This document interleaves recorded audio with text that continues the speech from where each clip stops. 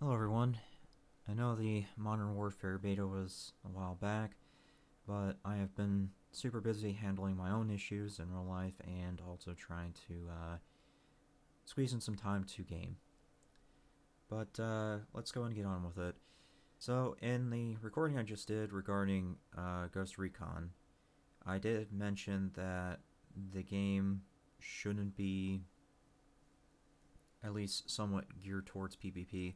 I think that if you really want a PvP experience, you should be playing Call of Duty Modern Warfare, for at least a shooter PvP, anyways. Um, because at least it's focused towards that and it doesn't have any quirky elements to it from an RPG side. Because, see, in Ghost Recon, you've got all this single player stuff going on, like the ability to switch to third person, and of course, there really isn't any balance with the guns as well.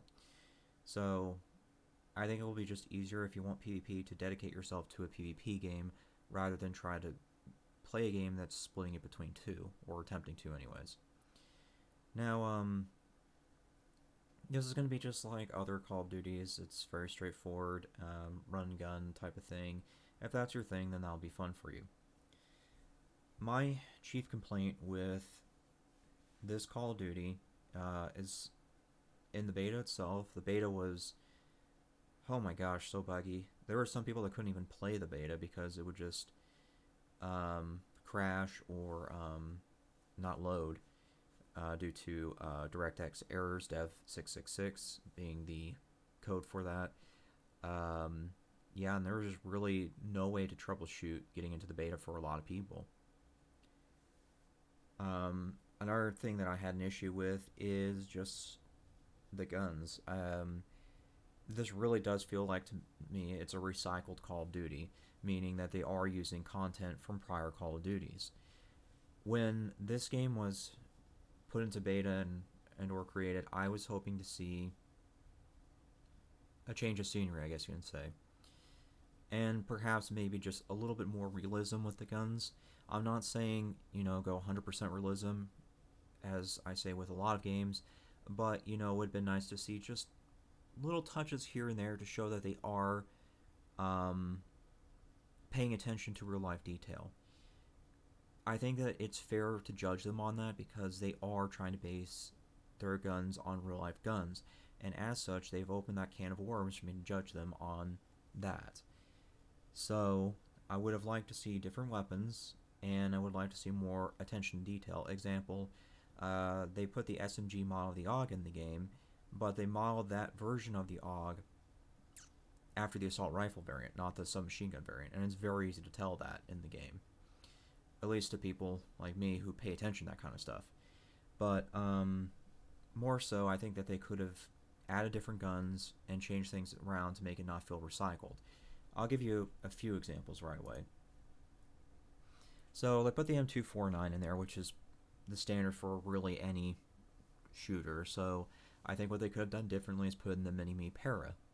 I think that would have been a better compromise. And at least with that, it's a little bit more realistic for a run and gun scenario because it actually is lighter than the later models of the Mini-Me. Not by much, but every pounds helps due to just the fact that you have to think about all the accessories being added to the gun, the ammunition being attached, and things like that. The M249 can actually get up to 26 pounds by the time you put all of its accessories on. That includes bipod, scope, ammunition loaded, all of that. It gets up to 26 pounds. That's not easy to run around with. And because of that, a lot of the militaries across the world are resorting to what they call light support weapons or infantry automatic rifles. The United Kingdom will call it light support weapon, and the United States will call it infantry assault rifle, or I'm sorry, infantry automatic rifle. Um, you'll even notice that up here in the tabs that I did put them up there. So, yeah, I just think that if they were going to do the whole M249 thing again, just do the para, and then just add some more of the light support weapons. There's a reason that the United States Marine Corps is moving to this, and moving away from the M249 is just because of how heavy the M249 is. With the recent research and development into the M27 IAR, they found a way to make a polymer drum magazine for it that gives it 50 rounds. Sure, it isn't going to be mini-me round level, but if you have to put a lot of rounds downrange, then this is one way to do it.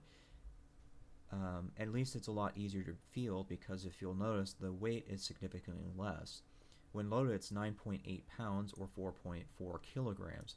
If you look at the Mini-Me Para, it's 7.44 kilograms or 16.4 pounds.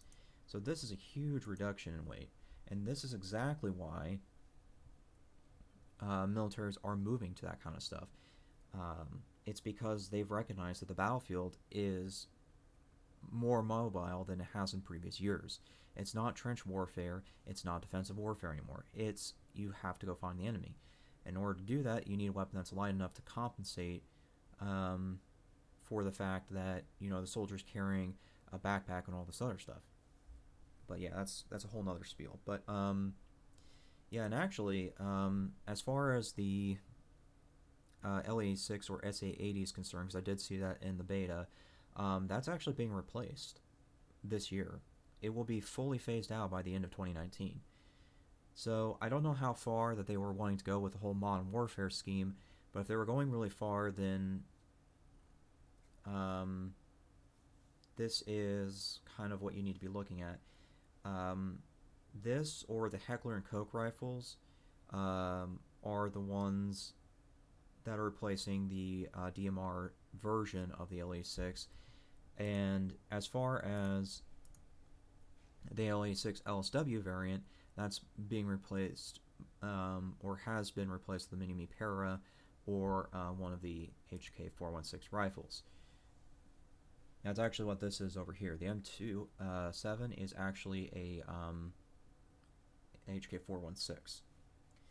So that's that. And now I'll get on to the next spiel, which is about the AK. I'm getting really tired of seeing the AK-47 in every game. It's just like, seriously, you can do a little bit better than that. I did some Googling because even I wasn't sure what years each AK model was. It's hard to keep up with all the AK models.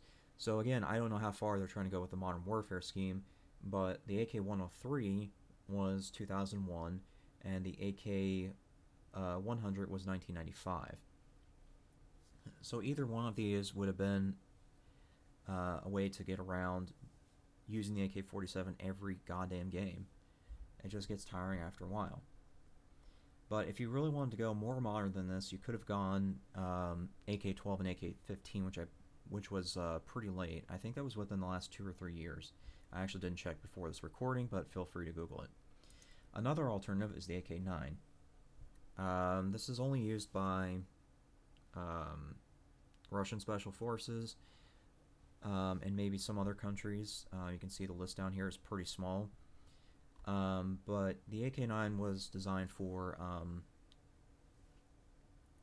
silenced warfare and a replacement to the AS-VAL and some of the other ones that the Russians have used.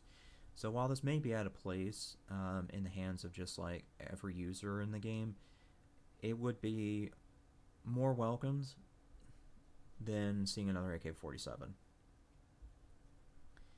But yeah, so what I'm getting at with this entire spiel is that there are just certain areas where they could have improved, and I was really hoping they would, because they had the ability to do more than a quote-unquote soft reboot, which is what a lot of people are calling it. They had the potential to do something new, something fresh, and they didn't take that option, is what it feels like to me. As such, I'm just going to treat it as like every other Call of Duty. It's just, another Call of Duty. Had they taken the steps to make this more, you know, of a fresh take, then my viewpoint would have changed. That it's just, you know, not another Call of Duty. But yeah, that's really the most I have on that. Thanks for listening.